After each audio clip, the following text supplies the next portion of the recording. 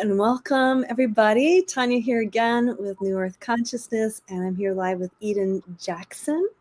And Eden, thank you so much for being here. Yeah, it is my pleasure. I'm so glad I can be here. Yeah, so I'm going to just read the bio and then we'll jump into the conversation. So Eden Jackson is like that one auntie who tells it to you straight, but always has a glass of wine and a hug waiting after she drops the truth bomb. She's been through the trenches, trauma, self-doubt, and all the messy in-betweens, and came out on the other side with a mission to help people, mostly women, stop apologizing for taking up space and start owning their lives. With a sharp wit, a big heart, and zero patience for BS, Eden encourages us to turn our hot mess moments into our next big flex. Her philosophy: you don't need permission to live boldly. You just need the guts to stop playing small and get out of your way. So there's a lot there to unpack. And so let's just start. Yes, there is. Where would you like to start? Yeah, tell us about your journey. What was the, can you hear me? Yeah, what was your journey? I can hear you now. What led you to this place? What were the things that stacked up to your own breakthrough and realization? I do apologize. That's Tom. You That's my turkeys? turkey. I just had dreams about turkeys. Yeah, get out. You have a turkey? I have one turkey too. I had a dream last night that my turkey found a partner. Oh my God. Yeah, I think that's my dream. That's crazy. My turkey. they may have in another life. They're probably cousins. Who knows? Oh my goodness. So your question was how did I get here? How did I get here? I remember, so I'm trying to think what to say. I was in a toxic relationship, and he said that in 4 years from now, you're going to be in the exact same spot. And I said, joke's on you. So I met some fantastic people. And when I met these people, I was like, okay, if I'm going to be real, I've got to get my shit together, because I cannot come to them and be friends with them with all of the baggage that I have. And I say this because my therapist had said to me, hey, I need you to write a reference letter to yourself. And I was like, okay, cool. Do you mean to include all the negative as well? And she was like, oh God, no. And I was like, but it's honest. If you're only asking me for a reference letter of all of the positive, that's like not giving you any of the side effects of the rest of it. And that's not cool. We're not doing that. I believe in full transparency, because when you are not honest, you are doing others a disservice, and they are operating from what they think to be an honest place, and they're not, and it's rude. So when I wrote this reference letter about myself, I realized that I am easily distracted. My follow-up is terrible. I'm not very consistent with follow-through because I have a ridiculously crazy life between my turkeys, my goats, my ducks, my dogs, my humans, and all of the phenomenal people I have acquired throughout this journey. I am very, very blessed to know that I have such an amazing support group. I have created a gang along the way of some badass women who are here to cause a ruckus alongside of me. So to keep on with how I got here, after I left my toxic relationship, realized I needed to get my poop in a group. I then I joined this group, and I met this fantastic lady who helped me create a framework. And when I created this framework, I realized that it was the framework of how I went from being from living aimlessly existing or all willy-nilly to a courageously intentional life. Because I realized if we're going to be on this journey, we might as well enjoy it. I mean, we are alive at the greatest time there's ever been to be alive, which is right now. Because I truly believe there is no before, there is no after, there's only now and love. You cannot go back to yesterday. There's no guarantee for tomorrow. So how you choose to show up now is really important. I took care of my grandma, who had cancer for a couple years before she had passed. My grandma took me in when I was younger, and I lived with her. And she was about barely 5 foot Italian lady with purple hair. She was spunky. She was fantastic. Well, when in July, before she had passed, her body drastically, I don't know if devolved or not devolved. I don't know if that's the right word I'm looking for. Deteriorated drastically. Mm-hmm. And I remember her complaining about her lungs and not being able to breathe. And I thought, ma'am, you smoked a pack a day for 60 years. What did you think was going to happen? Did you think that all of a sudden your lungs were going to be like, hey, ma'am, I got you? Not. Yeah. I this as a meat suit. And I know a lot of people don't like that terminology, but it makes it very real. And I refer to it as a meat because the container that is allowing us to enjoy this journey. And I realized you only get one. And watching my grandma be so strong for so long and to see her body just say, you know what, I'm good, I'm not messing with you, made me realize, hey, you know what, you should probably be mindful of what you put in your meat suit. And it got me thinking, well, because what happens is I almost bought The Body Keeps the Score yesterday, but I'm like 4 books in right now, and I can't add another book until I finish all of the ones I have right now. But I was thinking, you know, I realized that your meat suit, it does keep the score. But I thought, well, it keeps receipts. Like, you remember that one time that you didn't let me go to the bathroom when I told you that I really had to go and you ignored it? It remembers those moments. It remembers all of the rude thoughts, the self-doubt, the beliefs that don't serve you. It remembers everything. So when we're speaking negatively about ourselves, I'm not really sure where we get this idea that it's going to be beneficial to us. It's not going to. So that's what kind of got me here with being mindful of what I put in my meat suit and helping others. Yeah. And the longest story short possible. Yeah. So you said a phrase that really jumped out to me, which is this phrase of being courageously intentional. Yes. Yeah. Talk about that. Well, why a friend did of mine told me. Yeah, sorry, go ahead. A friend of mine told me that discipline meant intentionally choosing the positives and the negatives. You get to choose those. Here's the deal. What's going to happen is going to happen. There's no way around that. You can be mindful and make decisions that are going to serve you, or you could not. Either way, I like to say all the time, you play hood rat games, you win hood rat prizes. It's very simple. Mm-hmm. So if we're going about this life just hoping nothing bad happens when we're making reckless decisions, that's so silly. So I had heard Oprah saying something about being intentional, and I can't read what it says, but she talked about how on her show, she stopped just taking in any interview, and it had to be intentional and aligned with her purpose and what she was doing on this journey.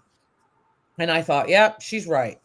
So when I realized that I am the whole problem and the whole solution, mm-hmm. It made me realize that if you're going to be on this journey, you might as well enjoy it. You might as well. And I've spent enough time talking to people. Like I said, I collect people. And the question I always bring up is, what do you want? And most people don't know what they want because they've never taken the time to figure it out, because they've been here making sure everybody else is taken care of. Yeah. And that makes me kind of sad, because this is your life. This is your journey. Jordan Peterson says it best, and I quote it often. And he says, if you are not in control of yourself, who or what is, and what are they up to? Yeah. So that's why I believe in being courageously intentional. I feel like we operate out of fear and love. And when you were just talking to the last girl, she made the comment about something about being safe and having love. And I truly believe everybody deserves to be safe and to be loved. I also believe it starts with you. Yeah. It's a you thing, and how you speak to yourself, how you love yourself, because when you do, everybody else benefits. Taking care of everybody else and making sure all of their needs are taken care of so that you can be a good girl or be a good wife or be whatever it is that you're trying to be or you're supposed to be is not serving you. It will lead to resentment, because here you are taking care of everybody else and not, and who's taking care of me? That's a you thing. Yeah. It really is a you thing. And again, it's not selfish, because everybody benefits when everybody loves themselves as the love of their life. When you get to do that, you get to be honest with yourself and knowing strengths, knowing weaknesses, and go forward from there. I hope that answered the question. Yeah, for sure. Yeah, there's something about that phrase that just feels like it's, courageously intentional. It's like you kind of have to choose your focus, right? Yep. And so when we are oriented in such a way where we're just like, oh, we're just allowing and things happen and I'm just going to show up and serve and take care of everyone. There's this feeling of kind of just letting yourself go and not having your own back. Like just there's no backbone there, right? There's not. And so to be courageously intentional, to me, it just feels like it cuts through everything. Like, okay, like you've got to claim, well, one, you have to realize that, you deserve the things that you desire, and That to, part. right, you deserve the things that you desire, and to choose them, you have to choose them. They're not going to just, wishing for them or hoping for them, or it is a choice. And once you make that choice, it's like, okay, there's some juice there. Okay, this is what I'm choosing. And it's something that you have to choose daily. I feel like for me, that's what it feels like. It's like, okay, if I'm choosing to go down this path, this is what I want. It's gonna take courage, because there's gonna be stuff that gets in the way. Oh, sure is. Right? It's just Oh, it things sure are gonna is. come up to distract you, to pull you off center, to be and if you're not choosing daily what it is that you're wanting to create, You're living willy-nilly. you are it's that backbone. You got to have that strong backbone, and having your own back, creating your own safety. I mean, that's not to say that others aren't there for you, but ultimately it has to start with you. Yes. It sure does. Yeah. And like I said, then everybody benefits. Everybody does, because you cannot pour from an empty cup. I know we've heard it a million times. Put your mask on first. You can't pour from an empty cup. That I don't know how else I can put that into words. What will happen is you will burn out. You will get angry with your spouse and your children. You will not bring your best self forward. And I also want to include, I do not speak on anything that I have not personally gone through or that I am going through. I have hit burnout. We talked about that the other day. I cannot stress the importance of. Sorry about the ding. No, you're good. It just caught me off track. Yeah, you go ahead. Um, Um, I lost where I was going now. Sorry, my That's apologies. okay. Yeah, and that totally was distracting. Anyway, you're talking about burnout and how like you can't stress enough, like having yeah. that filled well, like having those, creating those deep resources for yourself. And it's, I just put a post up today of it, that self-care is more than just chocolate and bubble baths, right? Oh my Like, gosh, yeah. So when we say filling up our well, what does that mean to you? So first of all, what does that look like? Yeah. Bubble baths, chocolates, nails, massages, those are a form of self-care. Those are stereotypical self-care. That is the equivalent of putting a Band-Aid on a dog bite. Okay. Doom scrolling, it's just a distraction to not actually own your mess. That's all it is. You're just, let me also state, I don't want to say that it's hard, but it's not easy. It's not easy to be your best advocate all the time. It does require work every day. I don't want to act like it seemed like, oh, okay, all day I'm taking care of myself. You are taking care of your. I'm trying to think if I got the right words. But back to the stereotypical versions of self-care. Nails, massages are not it. It's deeper than to check in with yourself and say, hey girl, how you doing? How you living? What do you need? How can I support you? Jay Shetty said it in his book, Think Like a Monk. Imagine meeting the love of your life and then only spending 5 minutes a day with her. That is so rude. Like, I remember when I was able to finally actually uncover who I was. Oh my God. I was like, okay, she kind of cool. I like her. I would like to spend more time with her. And I did. And it's magnetic. Yeah. It connects to everybody. Every person I connect with feels it. They can see it. So I can't stress the importance of self-care. And that is literally figuring out what is it costing you? Because your emotional resources are key importance out of all 5 resources, your emotional resources, because it provides you the stamina to keep going and not fall back into making broke ass decisions. So what is self-care to you? It's my first question I ask everybody. And one of the questions, answers I've gotten, well, it's me taking care of everybody else. That has nothing to do with what do you do? How do you refill your resources? Yeah. And we start there. Yeah. Because, your path is your responsibility. No one's coming to save you. Doom scrolling and saving everybody else's fires are, again, just a distraction from you actually digging into you and figuring you out. Yeah. Yeah. And I would say it's a soulful journey. Like, so yes. I feel that sometimes what I see, what it appears to be is that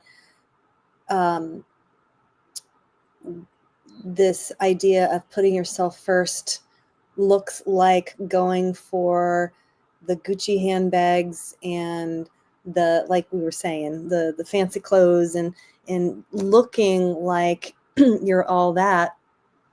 And it's not. Like, those things are just illusions. It's just material things. I mean, really, to have a quality life where, again, when you feel safe and loved, it's an inside job.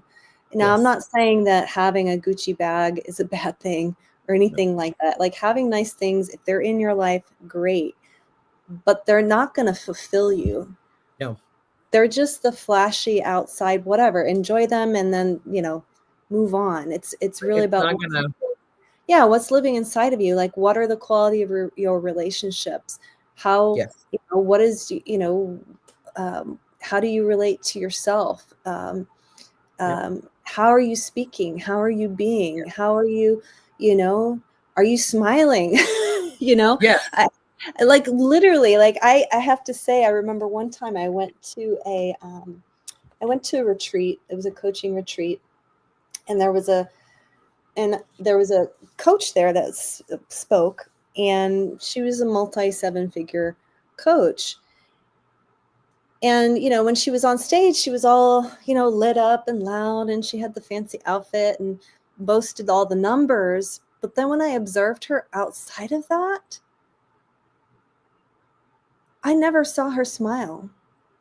Like, and I didn't really see, like, she was on her phone. Like, she looked to me like she was unhappy. I mean, I'm just going to call it out. I'm just like, it doesn't match to me. Like, I don't understand. I mean, who knows? Maybe her grandma died the night before. I have no idea. But going back to it, it's like, how are you dealing with the challenges in your life? And so, yeah, cultivating that power of love, and, like, you talk about integrity, being intentional, being mindful. I think when you start to approach life with, like, an experiment, right? Like, this is my life. What can I make of it? I'm going to try something. I know that this doesn't work. So what can I tweak to make it better? And yeah, approaching it with a curiosity of openness, right? To add on to that, I like to think of it as like an hourglass. Sands for the hourglass. The one guarantee we all have is death. Mm-hmm. There is no way around that. At some point in time, everybody's sand is going to run out. When? I don't know. You don't know. Somebody knows. I personally don't. But being intentional with that sand, how are you using it? If you want to do unnecessary suffering, do your thing. I won't be there with you. But it is our one guarantee, is at some point in time, our sand will run out. So how you choose to show up, how you choose to spread your energy while on this matters. Doesn't matter what somebody else is doing. It is a you thing. How you choose to respond to whatever is going on is up to you. You're the only person that can control that. What was I going to say something. We're talking about the sand in the hourglass. Yeah, that everything's impermanent. So it's like, and I think when you get older, that becomes louder, right? Like when you're in your 20s, when you're 20s and 30s, it's not really a thing you consider so much. You kind of, you're in a different stage of life. I think, for me, just turning 50, it's like, there's, the body changes and you're like, okay, yeah, this whole thing ends at some point. Yeah, it does. Right. And so, how do I want to make my life count? What kind of life do I want to have? And I think we're all searching for meaning. We want to create meaning, and you're the one that gets to create that meaning, really. I mean, there's no rule book, I think, on that. I mean, I made a rule book, kind of. Yeah. It's called The Blueprint for Inconvenient Women, a no bullshit guide to thrive on terms. Nobody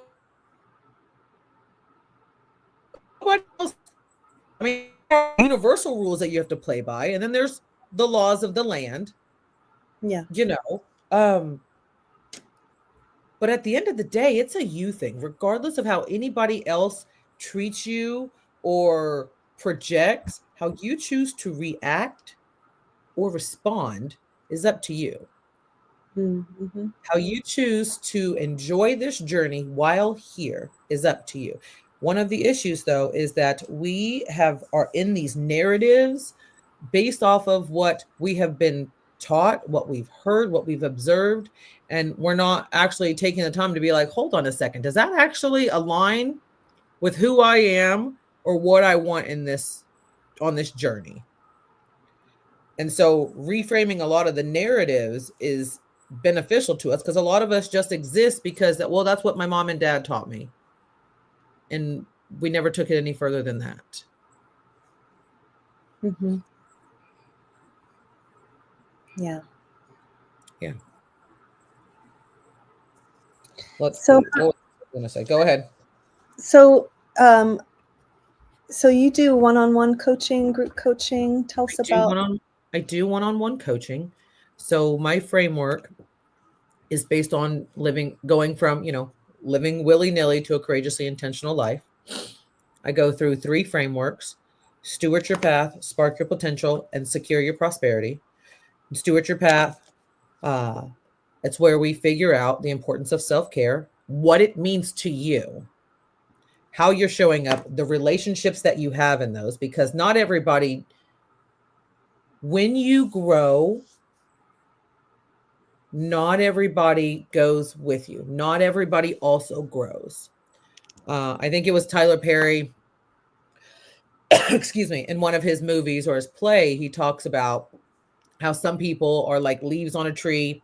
Sometimes they're over here, sometimes they're over here, and then you have your roots. I believe that not everybody comes into your life as a permanent thing. I believe sometimes they come in here just to teach us a lesson, whether it be a whisper or a roar. They're going to teach you a lesson. You either hear it here or hear it here. So figuring out who are we spending our time with, what are we doing with it, is one of the paths that we start on. I also believe that everybody has the power. Sometimes somebody just needs to show them the way and remind them of how powerful they are. That's all. And then secure your prosperity. I feel like if you're going to be on this journey, you should really enjoy it. And there are plenty of things that you can do to figure out what you enjoy and that you educated for. I don't really believe that if you don't enjoy it, like I feel if you're going to be here, you might as well enjoy it. So I take my clients from 1 all the way to 3. I have enjoyed it because a woman in her power is a powerful force for the world. And the more people that stand in their power, the better off we'll be. The more love that's here, the more joy that's here. I know I'm not trying to make it seem as if I live in rainbows and sunshines, because I don't. I understand the craziness of this world that we live in. I truly do. At the same time, you only have right now, and how you choose to show up today matters. I learned from Steve, my goat, whose full intention is to show up and cause chaos. That's their intention every single day, and they are dedicated to the cause. And I thought, you know what, Steve, I'm going to take a rule from your playbook, and I'm going to show up intentionally and help other people stand in their power. That's really what I want, because it benefits the rest of us. So Yeah, that's how that happens. Yeah, I believe the same thing. I mean, I think, going back to what you said as far as this being the most exciting time to be alive. And I think the reason for that is that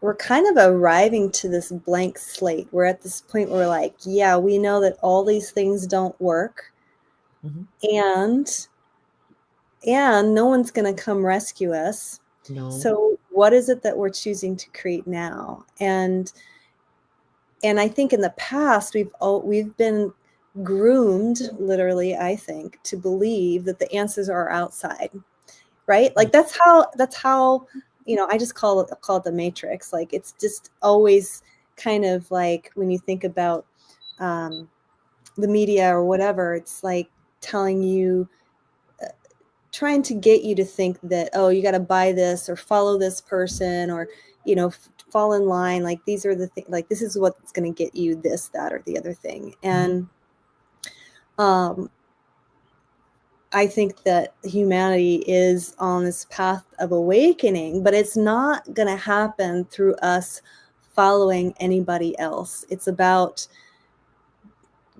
you, the individual, waking up to your own divinity, to your own power. And when you do that, like you said, it just ripples out.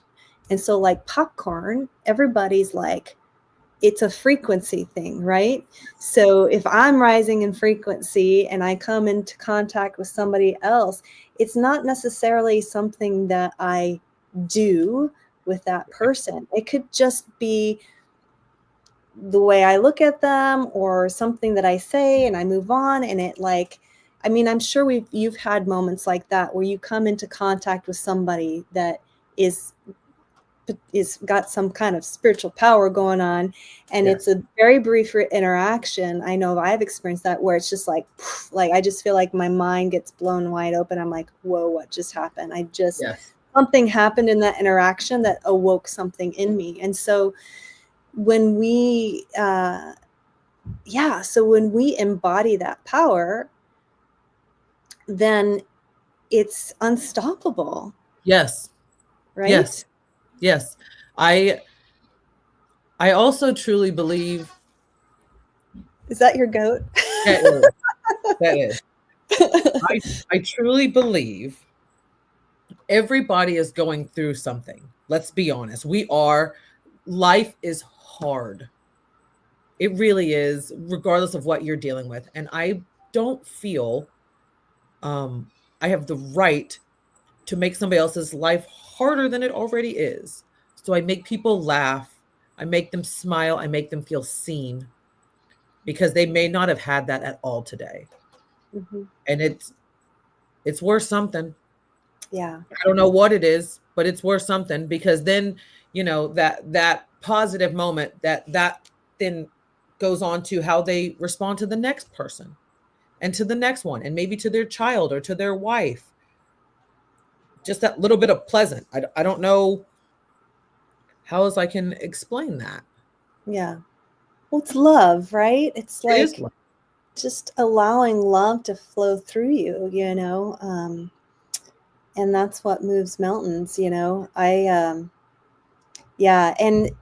And I think too, just, I mean, I know that you've worked with both men and women, but it's mostly women showing up in your world. I think that, women are being called to step into their power, but in their own way.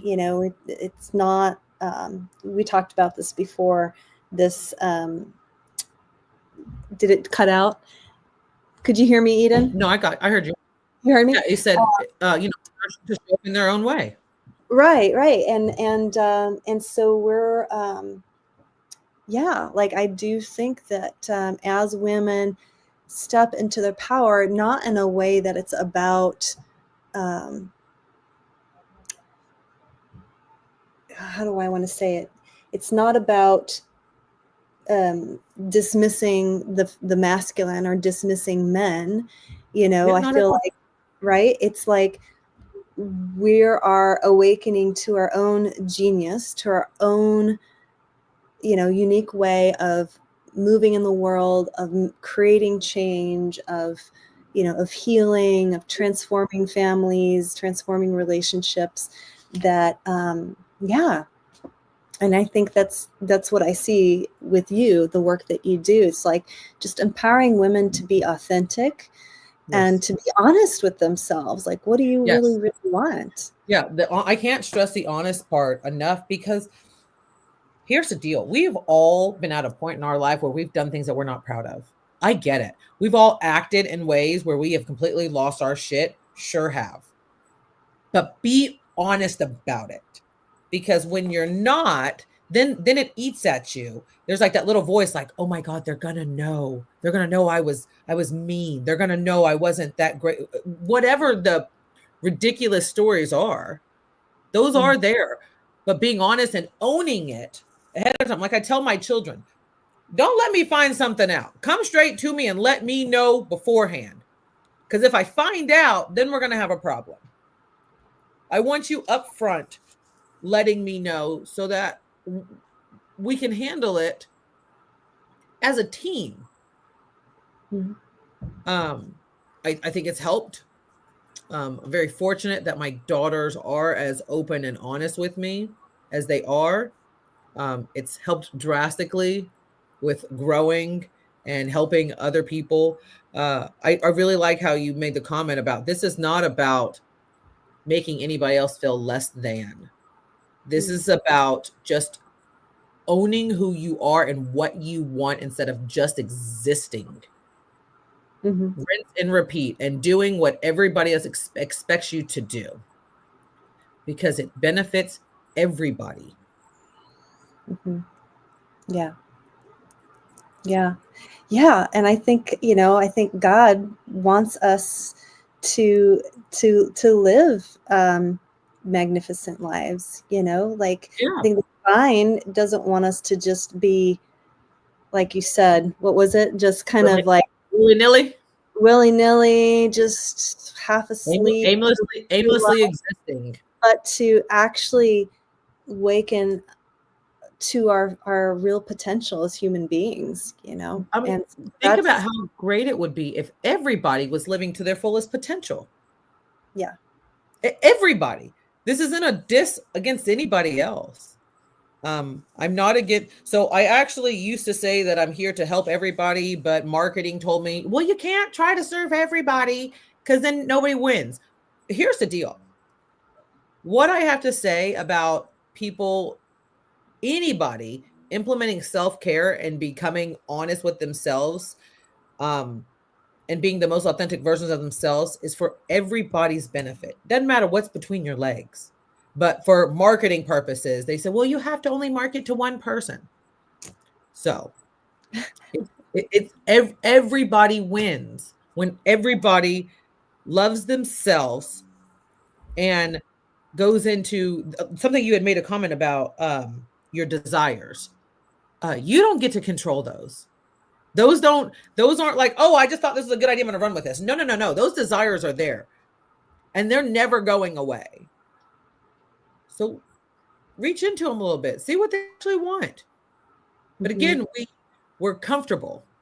And the only thing that grows in your comfort is your waistline, because you perceive that your comfort zone is safe.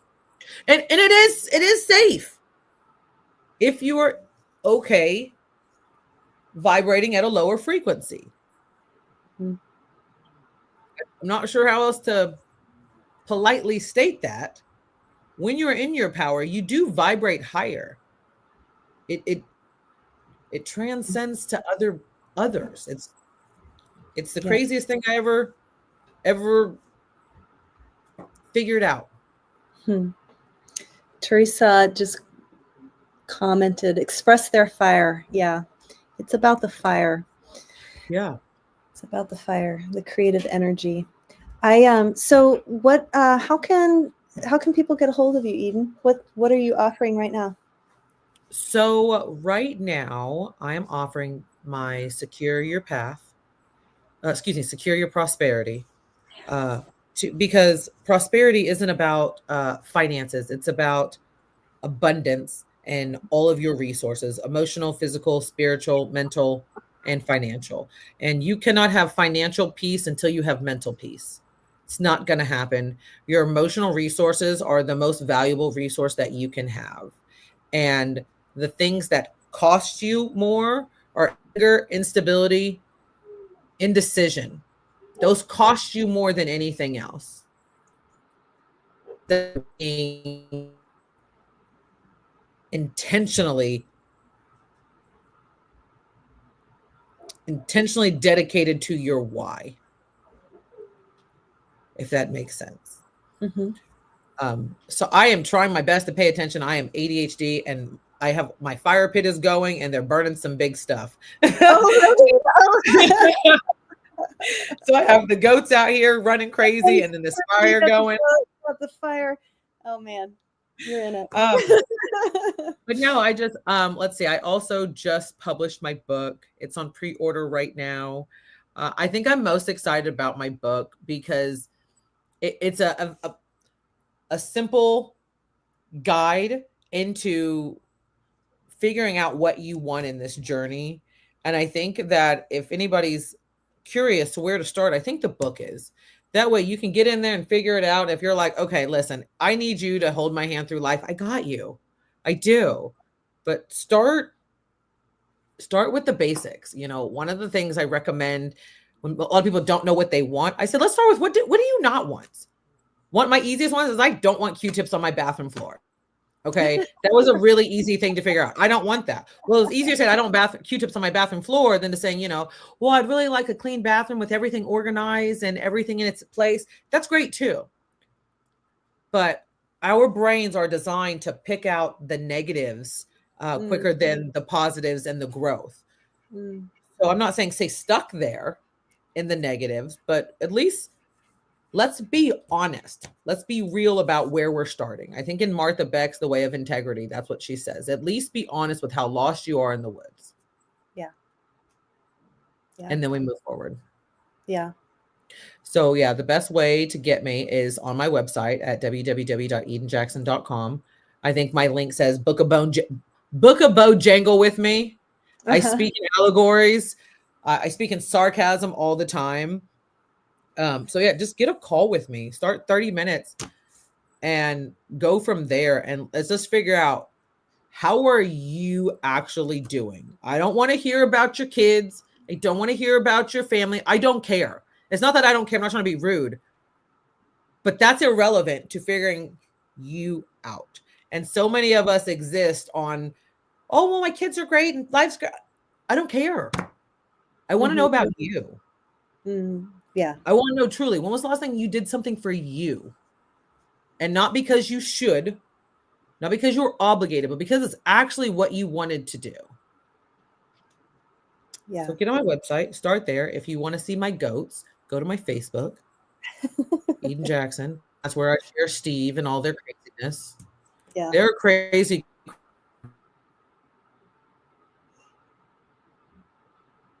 Oh, I lost and you. I had anticipated getting kicked out of I'd anticipated getting kicked out of somewhere. You got me now? I got you now. I can hear you now.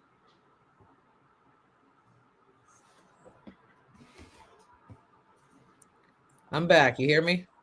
I hear you now. Yeah, I don't know why I guess my Starlink is a little bit off kilter today. But yes, I was saying we got kicked out of Walmart with the goats once because we were getting ready for an event, and my goats, I guess I need to back up. My goats were bottle fed and diapered and onesied since we got them. And so I would do goat meditation with them at a meditation place here in town. And they needed clothes because in order to keep Steve's diaper on, so Steve had to wear a diaper and a incontinence pad because male goats pee up. So Steve's full name is Stephen R. Kelly because he's really into peeing on people. So his name just fit him and it was appropriate. So you have to have a onesie on to hold it on. Well, we were in the store getting onesies and stuff because I don't know what size Steve wears now in toddler. So you have to, fit it to them. And yeah, we got kicked out. Darn. I know. And I was just like another source of diapers. Oh, I had the kids take them out to the car and I got my stuff and I checked out. And I was just like, bro, everybody in your store is delighted to see these goats right now. So I don't know why you're making, and it wasn't the issue that I got kicked out. It was the way that they handled it and the way they approached me is what really set me off. because two of the managers approached me kind of rude. And then another one, after they had said something to me, he runs up and he's like, I need you to get your stuff and I need you to leave now. And I was like, whoa, I said, you don't got to talk to me like that, sir. I'm a very pleasant person. I'm going to need you to come at me a very different way. My goats were not causing a ruckus. They weren't doing craziness. The kids were holding them as I held up their clothes. Like, don't make this into something that it's not. If they were running amok and destroying things, I can totally see your point of view. Rude to me. They were well-mannered goats. How dare they? They were very well-mannered goats. They were on their best behavior. Oh my goodness. But yeah, my goats are, they really do bring me so much joy, but they are very, very intentional with their lives. Show up and cause a ruckus. Yeah. And that is my intention as well. Show up, cause a ruckus, and help more women stand in their power. Yeah. And I am dedicated to the cause. Yeah. What I appreciate about you, Eden, is that, you're all about, let's just get straight to the point, straight to the, we're not going to play around in the fluff here. Let's just get down and dirty. Let's get real. Like, and you don't have to be afraid of me. I'm like your auntie. Yeah. I got you. I got your back. I'm going to help you out, but I'm going to keep you, like, again, we're going to stay courageously intentional here moving forward. So, because the only thing that grows in your comfort zone is your waistline. Yeah. That is it. It is. One of the things I had to learn was get comfortable being uncomfortable. Last year I did a talk at a taco shop about sex. This girl was like, do you want to talk about sex at a taco shop? And I was like, yes, I do. Tell me a more appropriate place to talk about this. And I didn't know anybody there.